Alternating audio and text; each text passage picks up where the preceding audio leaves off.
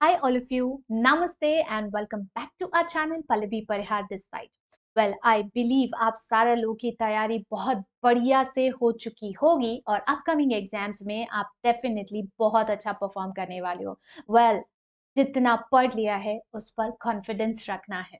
Well, बच्चों आज के इस वीडियो में I am up in front of all of you to discuss that very important part of your professional stage के group number 3 के paper का, दैट इज कॉर्पोरेट फंडिंग वाले paper का, जिसमें कि कंपनी के लिए आईपीओ के समय क्या क्या तैयारी करना जरूरी है and what is the documentation that is involve. ये आखिर के आपके दो टॉपिक्स जो कि सबसे ज्यादा डिफिकल्ट एट टाइम्स आप लोग को लगते हैं, इन टॉपिक्स पर हम डिस्कशन करने वाले हैं. आज के इस वीडियो में I am going to discuss in specific terms as to when a company is planning for an IPO, what is the benefit that a company can look up to, जैसा कि आपके इसके पहले वाले यूनिट में दिया गया, what are the benefits or rationale behind an IPO, और उसके लिए क्या क्या तैयारी कंपनी को करनी रहती है. Second part of the video में अपन डॉक्यूमेंटेशन पे जाएंगे, और जब आप अलग अलग तरह से इश्यूज लेकर के आते हैं, like once you done with the IPO के डॉक्यूमेंट्स तो हम पढ़ेंगे ही सही, उसके अलावा जब आप राइट्स इशू ला रहे हो या बोनस इशू ला रहे हो तो क्या क्या डॉक्यूमेंट्स आपको तैयार करने हैं, the entire checklist that is being given to us in the chapter, वो अपन डिस्कस करने वाले हैं. बिलीव माय वर्ड्स, हम इन दो पार्ट्स के वीडियोस में इस टॉपिक से रिलेटेड सारी वो इंपॉर्टेंट चीजें कवर अप करेंगे जिसे even if you here just one day before your examination, playback speed बढ़ा करके भी तो भी आपका साइजेबल पोर्शन कवर अप हो जाने वाला है और क्विक रिवीजन हो जाने वाला है. So without wasting much of our time, let's start off with today's video. With a request first, please do not forget to like the video and share it with your friends. चलिए भाई, अपन बढ़ते हैं आगे और आते हैं अपने सबसे पहले वाले उस टॉपिक पर जो आज डिस्कस करना है, and that as you can see on the screen is related to IPO. IPO or initial public offer definitely is not a new term. Professional में पढ़ने वाले बच्चों के लिए इनिशियल पब्लिक ऑफर कोई नया शब्द नहीं होता, और हम सब ने इसी सब्जेक्ट के चैप्टर नंबर 1 में इस आईपीओ से संबंधित ढेर सारी पॉइंट्स पढ़ लिए हैं जो कि सेबी के ही द्वारा बनाए गए आईसीडीआर रेगुलेशंस में दिए गए. We have studied a lot of conditions ranging from the eligibility criteria to all other provisions that needs to be complied whenever a company is coming up with an IPO. अभी ना आज अपने को ये देखना है, या इस वाले पोर्शन में आपको, इस वाले चैप्टर में आपको ना आईपीओ से संबंधित जो चीजें बताई गई हैं, well they basically are in relation to कि आईपीओ की जरूरत किसी भी कंपनी को क्या होती है, कब होती है, और जब एक कंपनी आईपीओ लेकर के आएगी तो what are the benefits it can look up to. So this heading of yours, that is in the name of rationale, is basically a combination of both the two things, the need that a company has for an IPO and what are the benefits that a company can derive therefrom. यार पिछले कुछ महीनों की बात करें तो I believe आप सारे लोगों ने न्यूज़पेपर्स में पढ़ा ही होगा, there were so many new companies that came up with IPOs. And it was actually an IPO season, ranging from Zomato's IPO, which was so much of oversubscribed, more than 35% oversubscribed था. और अभी there are so many other companies. Paytm is in the line of filing up with an IPO pretty soon. तो ये IPO जो आज की date में stock market का बज़वर्ड बन चुका है, and most of the companies now in the times are looking up to come up with an IPO to fund their requirements.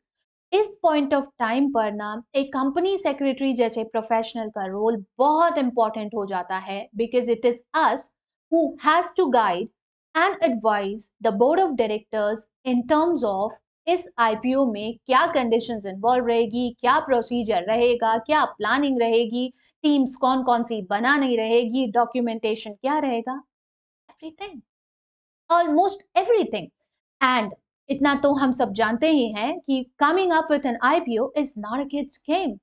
It involves lot of formalities, a lot of pre-issue work and equivalent number of post-issue formalities. तो जब भी बच्चों एक company IPO का plan करती है, इस IPO में there are few things that a company looks up to, and इसका सबसे पहला objective as you can see happens to be raising of capital. That is very very quite obvious. All of us know this fact कि जब भी एक company बाजार से पैसा उठाना चाहती है तो वो आईपीओ यानी स्टॉक मार्केट में घुसने के लिए आईपीओ का रास्ता दे. This is where the company plans to raise the capital from the public by coming up with its first time issue of securities. अब क्या एलिजिबिलिटी क्राइटेरिया रहता है, क्या कंडीशंस रहती हैं, ये सब अपन ऑलरेडी अपने चैप्टर नंबर 1 में कवर अप कर चुके हैं, और डॉक्यूमेंटेशन वाले पार्ट में भी वही प्रोविजंस रिपीट होते हैं. Just that few more documents are added to that जो अपन पढ़ते हैं. तो as far as the very first or the major motive or the need behind a company coming up with an IPO happens to be the need of funds, और उसे पूरा करने के लिए कंपनी आईपीओ का प्लान करती है.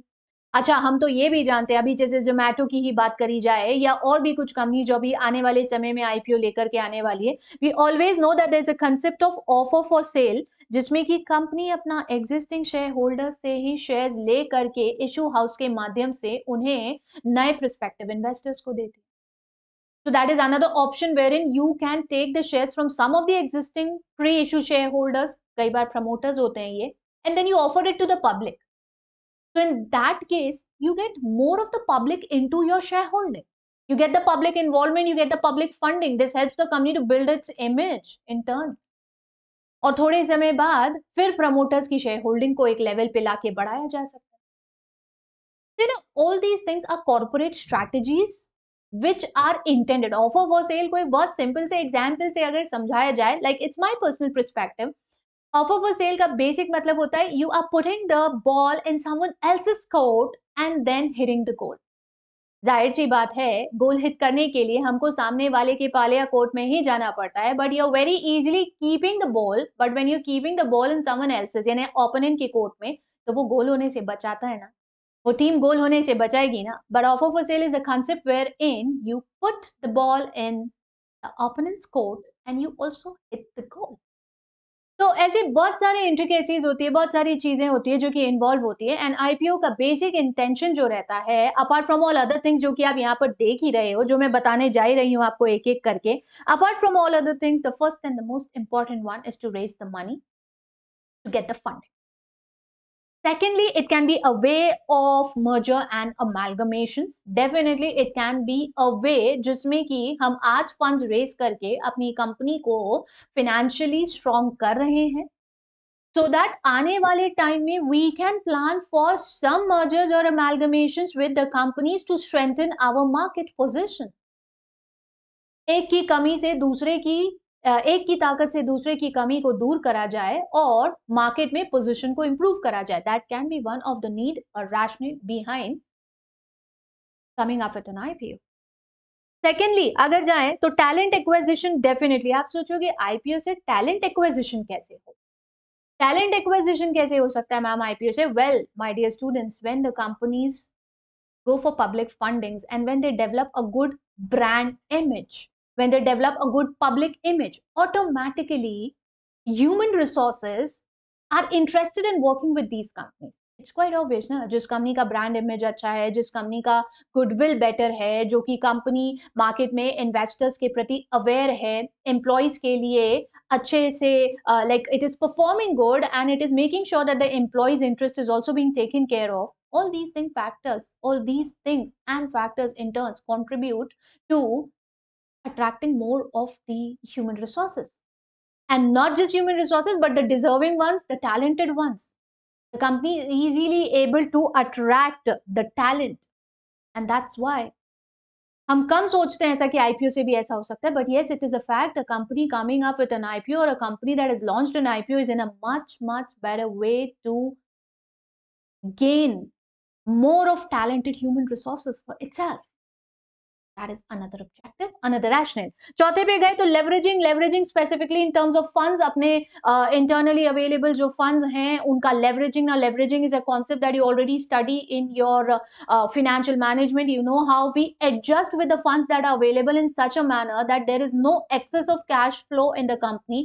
The Existing funds are utilized in a manner to help company achieve its objectives. बहुत ज्यादा एक्सेस भी ना पड़ा रहे और जितनी जरूरतें वो सभी पूरी हो जाए, ऐसी लेवरेजिंग भी हम कर सकते हैं. All these are nothing but a part of corporate strategies. ठीक है भाई. Enhancing brand image and higher valuations of course plays a very very important role. IPO से आप अपना ब्रांड इमेज सुधार सकते हैं, कंपनी का मार्केट वैल्यूएशन सुधरेगा, कंपनी का मार्केट कैप आने वाले समय में बेहतर हो सकता है. So these are some of these points that are being enlisted for rational. Now what we do is that we quickly move over to the study material, ताकि अगर आपने किसी नोट्स में से नहीं पढ़ा है और सिर्फ स्टडी मटेरियल से पढ़ा है, तो I will be able to tell you कि ये सारे पॉइंट्स स्टडी मटेरियल में कहाँ है. As you can see this is where your chapter is. और सबसे पहला जो हेडिंग यहाँ दिया अपने को, ये यही है, preparing a company for IPO and the governance requirements. And these are all those points that we have अभी अभी recently covered up in terms of some of the advantages that a company can expect when it is going public through an IPO. So additional source of raising capital हो, चाहे mergers and amalgamations की व्यवस्था और तैयारी हो, leveraging की benefit हो, या more of talent acquisition by offering the employee stock options जो अभी अभी मैं बता रही थी, and even enhancing the brand image or higher valuations of the company in terms of other competitors serves some of the benefits or advantages of going public or coming up with an IPO. So this is given to you as a part, the first part of this chapter of yours. Then it comes about the pre-IPO work. Documentation पे नहीं जा रहे अभी pre IPO work के नाम पे कुछ चीजें हैं भाई जो अपने को करना है. अब ये प्री आईपीओ वर्क के नाम पर क्या क्या करना है और what could be the key aspects, इसको समझ. ये प्री आईपीओ एक्टिविटीज अब मैं आपको बता रही हूं. और प्री आईपीओ एक्टिविटीज का as you can make out the meaning, ये वो एक्टिविटीज हैं जो कि एक कंपनी आईपीओ लाने के पहले अपने स्तर पर करती है. किसी भी युद्ध की तैयारी जरूरी है, किसी भी परीक्षा की तैयारी जरूरी है. ठीक उसी प्रकार जैसे आप अभी कर रहे हैं, ठीक उसी प्रकार जैसे कोई योद्धा करता है, या ठीक उसी प्रकार जैसे किसी मैच के शुरू होने के पहले खिलाड़ी करते हैं. Every act needs preparation. That's how when a company is going for raising funds from the public, and that too for the very first time, that means a company is planning for an IPO. Definite सी बात है, there are a lot of things that are to be considered. बहुत गहरी बड़ी planning होती है और उसके बाद ही हम IPO के साथ आगे बढ़ते हैं भाई. तो इस प्लानिंग में क्या क्या चीजें शामिल हो सकती है, some key aspects as I have listed over here you can see, जिसमें सबसे पहला पॉइंट होता है ड्यू डिलिजेंस. ना, due diligence is something that is very important and a most important aspect. This is the key aspect में सबसे पहला और सबसे इंपॉर्टेंट स्टेप होता है आपके आईपीओ के दौरान, जहां पर हम एक मर्चेंट बैंकर को अपॉइंट करते हैं और इस मर्चेंट बैंकर की सहायता से हम हमारा पूरा इशू मैनेज कराते हैं. यू रिमेंबर ना, merchant bankers are the one who manages the issue.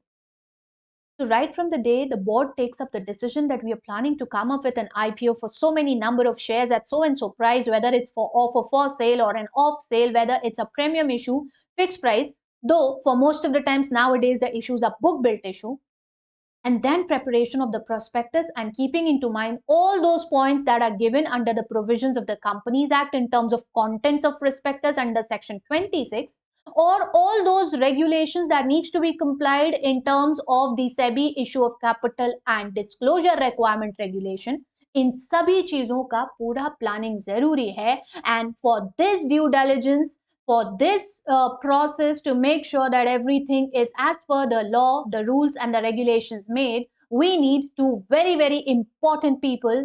Number one happens to be your compliance officer, of course, and number two, the merchant banker. By the way, do you remember जब भी हम पहला chapter पढ़ रहे थे उस समय में इसी कंप्लायंस ऑफिसर और मर्चेंट बैंकर की महत्वता इंपॉर्टेंट समझाने के लिए मैंने आपको बाहुबली मूवी का एग्जाम्पल दिया था और हमने देखा था कि ठीक उसी तरह से जैसे कालके की सेना से लड़ने के लिए मामा आंतरिक स्तर पर अपनी पूरी व्यू रचना बना के खड़े थे और भल्लाल और बाहुबली बाहरी स्तर पर यानी एक्सटर्नल लेवल पर सेना से लड़ रहे थे, ठीक वैसे ही आपका company secretary means the compliance officer is the one who takes care of all the internal compliances in case of an IPO, and when it comes to the external compliances we have the merchant bank. SEBI के पास prospectus file करना हो, observation letter प्राप्त करना हो, additional information या clarifications देना हो, listing के लिए एक्सचेंजेस के साथ कंप्लायंस करना हो, या post listing final trading approval लेना हो. For each and every single thing we need a merchant bank. तो ये दोनों इंटरमीडियरीज हमारे लिए बड़े इंपॉर्टेंट होते हैं और प्री आईपीओ एक्टिविटीज में ड्यू डिलिजेंस के नाम पर यही सारे काम करते हैं आपके मर्चेंट बैंकर और compliance officer. Now again taking you back to the study material, if you can see, देखिए यहाँ पर सबसे पहले आपको मटेरियल में ड्यू डिलिजेंस का पूरा मीनिंग समझाया गया है. ड्यू डिलिजेंस बेसिकली क्या होता है and then how the merchant banker make sure that the entire procedure is being completed by ensuring that all the rules regulations, majorly कौन से रूल रेगुलेशन होंगे भाई? कंपनी एक्ट होगा सबसे पहले, तो जब आप आईपीओ लेकर के आ रहे हो, और कंपनी एक्ट के रूल्स होंगे, है ना. और दूसरी इंपॉर्टेंट चीज सेबी एक्ट होगा और साथ ही साथ आईसीडीआर रेगुलेशंस होंगे. तो ये जो रूल्स हैं, रेगुलेशंस हैं, एक्ट है, इन सब का कंप्लायंस हुआ है या नहीं हुआ है, ये चेक करना या श्योर करने का रिस्पॉन्सिबिलिटी होता है आपके इस मर्चेंट बैंकर का. ठीक है. So they are suppose to carry out all the due diligence and comply with the requirements of applicable regulations, making sure that the company is not skipping on any of the requirements of IPO. छोटी सी गलती आपके पूरे process को fail कर सकती है, आपकी पूरे आईपीओ की प्रक्रिया पर एक बड़ा फुल स्टॉप लगा सकती है. तो वो जैसे अपन कहते हैं ना, दूध का जला छाछ भी फूक फूक के पीता है. डेफिनेटली आप जले तो अभी है नहीं, क्योंकि this is the first time you are entering into the market, so this is the first time you are testing the market.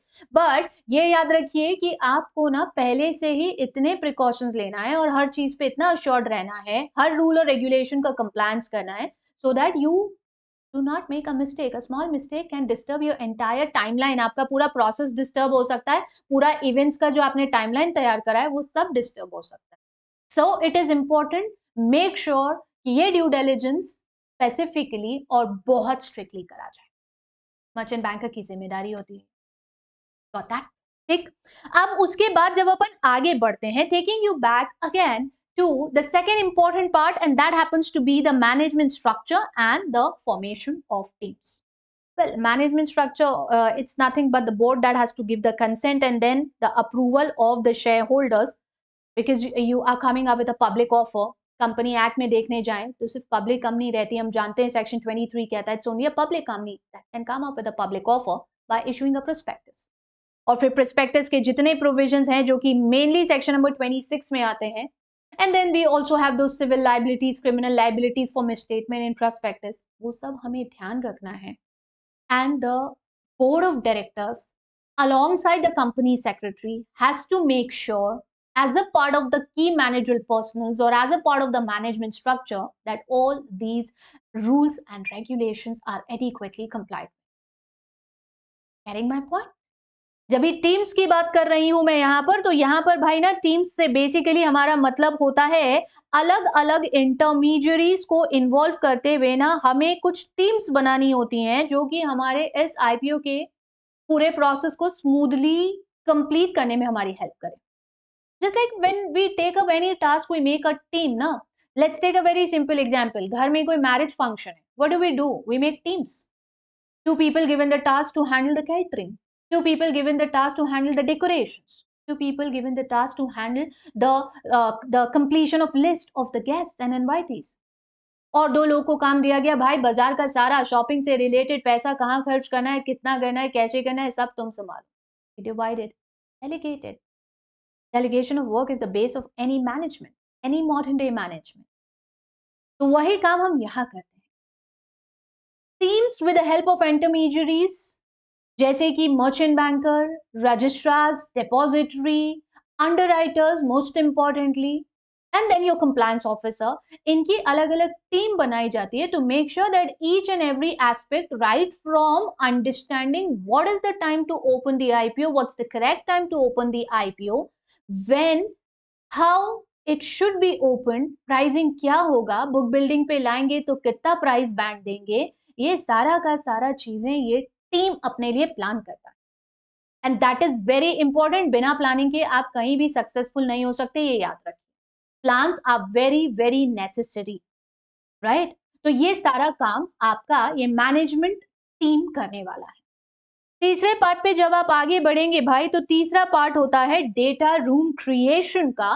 And data room creation basically refers to जो भी आईपीओ से संबंधित चीजें हैं, इन सब का हम पूरा एक कंप्लीट डेटा रूम तैयार करते हैं ना। इट्स नॉट लाइक कि जैसे कोई लिविंग रूम है या डाइनिंग रूम है, ऐसा कोई रूम होगा।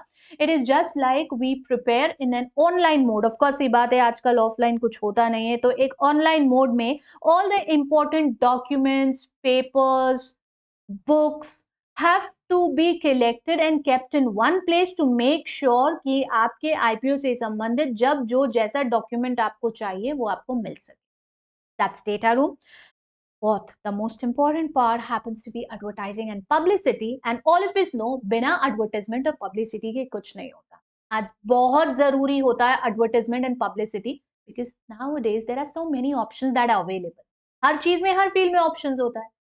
तो कंपनीज के भी इतने सारे ऑप्शंस हैं। There are so many companies that are well to do and well established. Why should a investor invest in a company that's coming up with an IPO and is a new entrant? वहां पर आपको अपना USP बताना पड़ेगा। वहां पर आपको अपने प्रोस्पेक्टस के उस ऑब्जेक्टिव को समझाना पड़ेगा जिसके नाम पर आप पैसा उठाने वाले हो, और अपने निवेशकों, अपने इन्वेस्टर्स के दिमाग में वो भरोसा बैठाना पड़ेगा कि ये ऑब्जेक्टिव डेफिनेटली उनके पैसे पर रिटर्न कमाने में उनको हेल्प करेगा। Investor is concerned only with that part. No, I am not that much into being a normal investor. I will not be much concerned as to कि आपकी कंपनी आगे चल के क्या करेगी. Where do you see yourself in the next 5 years? Where do you see yourself in the next 10 years? A normal investor is not much into all these things. ये तो जो institutional investors होते हैं, anchor investors होते हैं, ये देख। As far as the retail ones are concerned, they are only concerned with कि पैसे पे रिटर्न मिलना चाहिए। तो क्या प्रोस्पेक्ट्स हैं ऐसे आपके प्रोजेक्ट? अच्छा, ये सवाल तो क्यूआईबीज और एंकर इन्वेस्टर्स भी पूछेंगे। क्या प्रोस्पेक्ट्स हैं आपके प्रोजेक्ट के ऐसे? वे डू यू सी योरसेल्फ? और क्यों हमें पैसा इन्वेस्ट करना चाहिए? इन सब चीजों का, इन सब सवालों का जवाब आपके प्रोस्पेक्टस में होता है, बट पूरा का पूरा प्रोस्पेक्टस हर बार कोई नहीं पढ़ सकता। And that's why we have so many publicity materials, जैसे ब्रोशर्स छपवाए जाते हैं, पैम्पलेट्स बांटे जाते हैं, रोड शोज करे जाते हैं, जगह जगह सिटीज में होर्डिंग्स लगाए जाते हैं। सब सेबी के एडवर्टाइजमेंट कोड के हिसाब से होता है। Let me remind you once again, okay? SEBI का advertisement code is very very importantly to be followed. तो ये मार्केटिंग या ये पब्लिसिटी हमारे लिए जरूरी होता है। And then of course the last part happens to be the material contracts and the documents. Now over here documents और कॉन्ट्रैक्ट से हमारा मतलब होगा वो सारे अग्रीमेंट्स जो हमें इंटरमीडियरीज के साथ करने हैं। There so many intermediaries that will be involved in IPO. इन सबके साथ अग्रीमेंट होगा, इनकी राइट्स, ड्यूटीज, रिस्पॉन्सिबिलिटीज समझाते हुए। और ये सारी चीजें आईपीओ के प्री इशू पीरियड में होना है। Now again moving on to the study material, यही जो चीजें अपन बात कर रहे थे, देखिए पहले टीम्स के बारे में बताया गया आपको, अलग अलग टीम्स बनाई जाएंगी जस्ट सो दैट आपका जो पूरा प्रोसेस है वो स्मूथली ऑपरेट करा जा सके, right? So that you have to remember जो मेन पॉइंट्स में आपको बताए। मैनेजमेंट स्ट्रक्चर का इंपॉर्टेंस सबसे ज्यादा, बोर्ड का इफेक्टिव होना बहुत जरूरी है। Data room will be for the purpose of making sure कि जितना भी डॉक्यूमेंट वाला पार्ट है related to IPO is kept at one place and is easily available as and when need.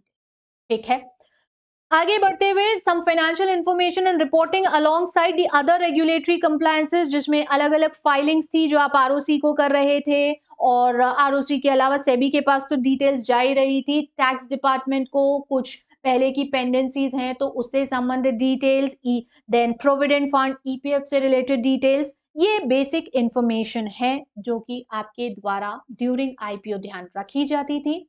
And then you had the MDR, that's management discussion and analysis, जो आपके prospectus का एक हिस्सा बनता है। ये एनुअल रिपोर्ट में जो MDR लगता है वो नहीं है, but it is related to all about that company का फ्यूचर प्लान। कंपनी का फ्यूचर प्लान क्या है और इस आईपीओ से आने वाले पैसे को कहां पर इन्वेस्ट करने की प्लानिंग, जो ऑब्जेक्टिव बता रहे हो, how will this objective help in the company achieving it's objectives, वो सारी चीजें हमें यहाँ पर बताना है। ठीक है, पब्लिसिटी एडवर्टाइजमेंट पढ़ लिए बच्चों अपन, उसी से रिलेटेड है रोड शोज भी, बहुत जरूरी है आज के डेट में road shows, so that you make the people aware of कि आपका आईपीओ जो है वो कैसे उनके लिए एक बहुत अच्छा इन्वेस्टमेंट ऑप्शन साबित, right. And then you have some of the names. अब यहाँ ना कुछ नाम दिए गए कॉन्ट्रैक्ट्स के और डॉक्यूमेंट्स के, कुछ बेसिक कॉन्ट्रैक्ट्स, ये तो मैक्सिमम सब देखो आप जो इंटरमीडियरीज के साथ कर रहे हो वो वाले कॉन्ट्रैक्ट्स हैं। तो यू रिमेंबर एनी 5 नेम यहाँ पर। और दूसरा अलग अलग डॉक्यूमेंट्स जो आपको लगेंगे, राइट फ्रॉम कंपनी के इनकॉर्पोरेशन से लेकर के तो लेटेस्ट ऑडिटेड बैलेंस शीट, वो सारी चीजें यहाँ पर है। अपडेटेड एमओए, एओए, सीओआई लगेगा, सीओबी लगेगा, उसके साथ बोर्ड और जनरल मीटिंग के रेजोल्यूशंस की कॉपी, पिछले 3 फाइनेंशियल ईयर्स का ऑडिटेड फाइनेंशियल स्टेटमेंट लगेगा, ऑडिटर का रिव्यू रिपोर्ट लगेगा, टैक्स स्टेटमेंट्स और टैक्स बेनिफिट्स क्या ड्रॉ होने वाले हैं इन्वेस्टर्स को, उसका statement by the chart. Annual reports की कॉपीज रहेंगी, साथ ही साथ स्टॉक एक्सचेंजेस को जो इन प्रिंसिपल अप्रूवल के लिए अप्लाई करा वो, और ड्यू डिलिजेंस जो करा था उसके certificate. So any 7 to 8 points you remember over here, and that is more than enough in terms of the documents that are required. समझ रहे क्या? इतना क्लियर हुआ ये वाला part. The first was the benefit, the second was the pre IPO activities. अब यहां पर आ रहा है पोस्ट आईपीओ से रिलेटेड। इस चैप्टर, इस टॉपिक को फिनिश अप करें इससे पहले पोस्ट आईपीओ से रिलेटेड कुछ छोटी छोटी चीजें दी गई हैं that basically are meant for a thorough reading. जैसे यहां दिया some of the important functions in the organisation after listing क्या होंगे। क्विकली इनको शॉर्ट में ही समझना है क्योंकि पूरा पढ़ने जितना जो टाइम है नहीं हमारे पास, तो हम इनको शॉर्ट में सम अप करके समझेंगे। पहली चीज, बोर्ड की रिस्पॉन्सिबिलिटी, अलॉटमेंट होगा, अलॉटमेंट की डिटेल्स फाइल करी जाएगी और उसके साथ साथ फाइनल ट्रेडिंग अप्रूवल के लिए हर उस स्टॉक एक्सचेंज को अपन अप्लाई करेंगे जहां से इन प्रिंसिपल अप्रूवल मिला था, ताकि सिक्योरिटीज की ट्रेडिंग स्टार्ट हो सके। तो दैट्स द फर्स्ट थिंग। फिर कंप्लायंस के नाम पर दूसरी इंपॉर्टेंट चीजें आएंगी। अभी इसमें ना एक बहुत छोटा इंटरेस्टिंग सा आपको एक कंप्लायंस कैलेंडर दिया है, इस कंप्लायंस कैलेंडर को आप ध्यान रख सकते हैं। 2 से 3 मेजर चीजें इसमें दी गई। सबसे पहले तो substantial acquisition of shares and takeover regulations के अंतर्गत एक डिस्क्लोजर, 25% या उससे ज्यादा की होल्डिंग अगर हो रही है तो, ये अपन एसएसटी में पढ़ते हैं, सेम वही रेगुलेशन 30। और दूसरा इनसाइडर ट्रेडिंग के अंतर्गत जो बैक टू बैक आप रेगुलेशन पढ़ते हैं, continuous disclosure, then you have that disclosure जो इनिशियल लेवल पे देते हैं, एंड कनेक्टेड पर्संस के डिस्क्लोजर्स। तो वो रेगुलेशन नंबर 7 एंड 171 एंड 72 अपने को यहाँ देना है, and the other connected persons. जब भी डायरेक्टर या केएमपी जो है जब ये शेयर्स अक्वायर करेंगे तो ये डिस्क्लोजर्स यहाँ पर दिए जाएंगे। आईपीओ में अगर ये भी शेयर्स अक्वायर कर रहे हैं तो ये डिस्क्लोजर्स दिए जाएं। ठीक है, ये कंप्लायंस कैलेंडर ध्यान रखिए, and this is the only thing जो कि पोस्ट इशू में मेजर है। अब नीचे अदर कंप्लायंसेस में छोटा छोटा सा पॉइंट है। आईपीओ के आने के बाद since the company is now a listed company तो आईसीडीआर का कंप्लायंस तो हो गया, लेकिन अब ये लग गया ना आपके ऊपर एलओडीआर रेगुलेशन, और एलओडीआर का कंप्लायंस आपको करना पड़ेगा, जो अपन पार्ट ए में पढ़े भी थे, जहां पर अपन ने लिस्टिंग से रिलेटेड पॉइंट पढ़े है ना, पार्ट बी के पहले चैप्टर में लिस्टिंग से रिलेटेड चीजें पढ़ी थी। तो दैट इज समथिंग जो आपको यहाँ पर करना है। अदर कंप्लायंसेस में छोटे छोटे पॉइंट है। बोर्ड का एडिक्वेट कंपोजिशन जिसमें इंडिपेंडेंट डायरेक्टर का होना बहुत जरूरी है, ये याद रखिएगा। कोड ऑफ कंडक्ट बनाया जाएगा डायरेक्टर्स के लिए, और साथ ही साथ जो इंपॉर्टेंट कमिटीज हैं ये सारी कमिटीज भी बनाई जाएंगी, because now you are listed company, so audit committee, NRC, nomination remuneration यानी कि, और उसके साथ साथ आपकी शेयर होल्डर या स्टेक होल्डर रिलेशनशिप कमिटी भी बनेगी। तो these are the 3 mandatory committees जो आपको बनाना है, और फिर वो सारा रेगुलेशंस, बोर्ड मीटिंग्स के डिस्क्लोजर्स, शेयर होल्डिंग पैटर्न के डिस्क्लोजर्स, क्वार्टरली बेसिस के accounts along with the limited review report of the auditor, जो पहले वाले चैप्टर लिस्टिंग में पढ़े वो सब अब आप कंप्लाई करेंगे on a regular basis once becoming a listed. Got this point? क्या समझ गए क्या? इतना सारा चीजें कंपनी की वेबसाइट पे इंफॉर्मेशन अपडेट हो जाएगी, ये ध्यान रखिएगा। और लिस्टेड कंपनीज पॉलिसीज भी बनाती हैं, तो ये यहाँ पर आपको पॉलिसी की लिस्ट दी गई है। Remember the names of any 5 policies, and this is all about जो कि यहाँ पर आपको ध्यान रखना है। क्विकली सारी चीजों को, बस इतना ही है इस वाले पार्ट में, क्विकली सारी चीजों को एक जगह लिख करके इकट्ठा कर लेते हैं। चैप्टर जो आप पढ़ रहे हो भाई, that is about preparation for IPO by a company. एक कंपनी को आईपीओ के लिए प्रिपेयर करना, ठीक है।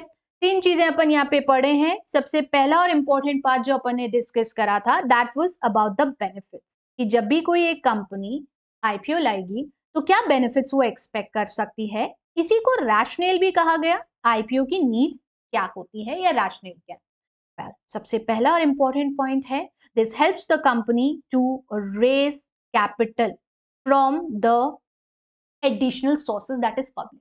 कैपिटल रेज करने में हेल्प करता है ये आपको, and it also paves the way to mergers and amalgamations in the times to come, जिससे कि एक की कमी दूसरे की ताकत के साथ क्लब करके मार्केट को और ज्यादा बेहतर ढंग से एक्सप्लोर करा जाए, ठीक है। तीसरा मेजर पॉइंट जो यहां पर रहता है, apart from this it helps the company to build up its brand image और goodwill in the market. Simultaneously, it is the best tool for leveraging of the funds from the market in addition to whatever is available to us. जाहिर सी बात है, तो ये चार main चीजें हैं। In addition to आपने जो ऊपर पढ़ा है ना, ये चार मेन पॉइंट है जो आपको ध्यान रखना है आईपीओ के बेनिफिट के। अब इसके नीचे लिस्ट आप ऐड कर सकते, ठीक। दूसरी चीज में, यानी कि दूसरे पार्ट में, पॉइंट नंबर बी में अपन ने क्या पढ़ा। पॉइंट नंबर बी में अपन ने देखा कि आपकी कंपनी, आई सपोज अभी व्यू क्लियर है, जब भी आईपीओ का प्लान करेगी तो प्री इशू के नाम पर क्या क्या एक्टिविटीज है जो कि उसे परफॉर्म करना है। वेल, प्री इशू एक्टिविटीज के नाम पर there are 5 to 6 major points जो आप ध्यान रखेंगे, जिसमें कि सबसे पहला पार्ट है आपका ड्यू डिलिजेंस, जिसे एज पर द लॉ कराया जाना जरूरी है, और ये मर्चेंट बैंकर की सहायता से। Clear with this point.